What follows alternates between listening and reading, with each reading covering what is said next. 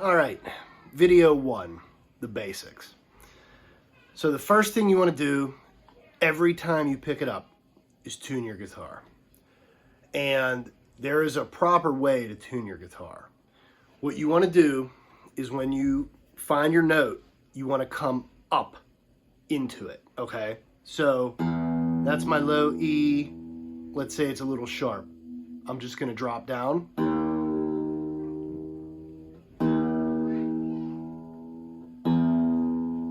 Up into the note. If you tune down into the note, you'll leave slack on the neck, and as soon as you start to strum, you will you'll fall out of tune. So you want to tune up into your note every time. So we have E, A, D, G, B, and E again. All right, very good. So I recommend using a headstock tuner. This is a Snark. They're available on Amazon. They're like 12 bucks. There's a bunch of other ones out there. They're super cheap. Go on Amazon and type in clip-on tuner. They're everywhere. If you don't have a tuner around, get the Guitar Tuna, T-U-N-A, app on your phone. Super helpful, very accurate. So in the first document, you'll see that there is a diagram of all of the parts of the guitar.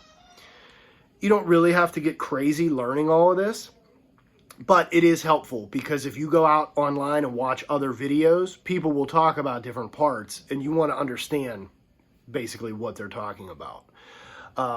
So an important thing is, so this is your fretboard on the neck. And in a lot of these documents, I talk about fretting. And what that actually means is the act of pinning down a note. Okay? So if I say fret the fifth note on the A string, that just means pinning the note. That's all. So take a look at that diagram. It will be helpful. All right. So a couple of things to think about. Are you going to play with a pick? If so, I recommend a light one. Heavy picks typically are really bright. It's also really easy to break strings with a heavy pick. So I prefer something really light and flexible. I also like a pick that has texture. I don't know if you could see this, but my pick actually has like a textured body. And that helps me not drop it, which is really important.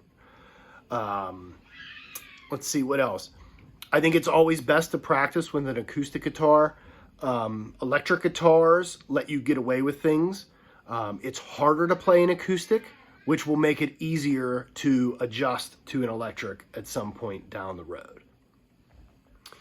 Finally, something that's really important to remember as you move forward doing this is try not to learn stuff every time you pick up your guitar. Sometimes you just want to pick it up, plunk it, make noise, put it back down. That's okay.